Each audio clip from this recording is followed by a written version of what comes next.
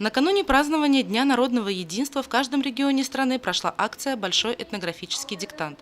Так, в конференц-зале Сибайского института собрались около 200 человек, желающих проверить свои знания в этнографии России и своей республики в частности. Всех присутствующих студенты СибГУ приветствовали творческими номерами, соответствующими тематике мероприятия.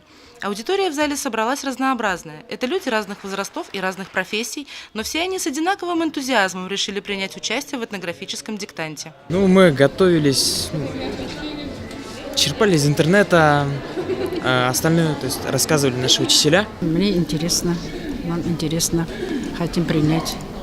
Это же, как сказать, обозрение, развиваешься, много узнаешь, какие новости, что...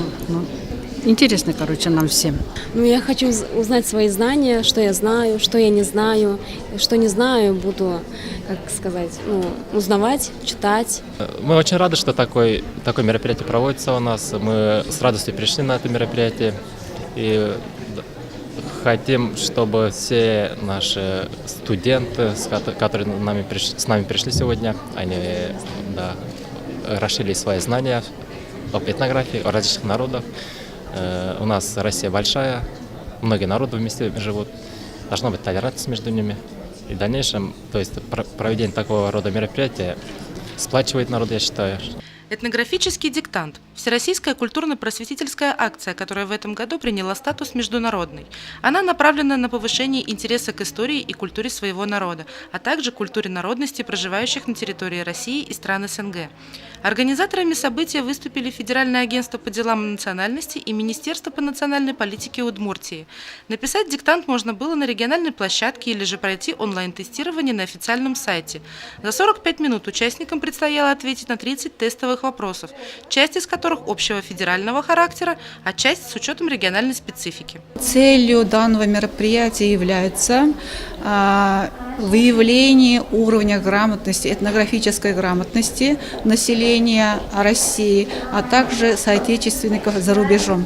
Потому что данная акция проходит не только во всех регионах нашей страны, России, но даже в 11 странах СНГ. В этой акции могут принимать участие граждане нашей республики и даже зарубежных стран в возрасте от 15 лет, независимо от, например, религиозных убеждений, независимо от профессии и так далее. То есть все граждане от 15 лет могут принимать участие. О результатах тестирования можно узнать на официальном сайте этнографического диктанта, а также по итогам акции выдаются именные сертификаты. Екатерина Марочкина, Алик Кадыров, Любовь Карпова, телекомпания СТВ.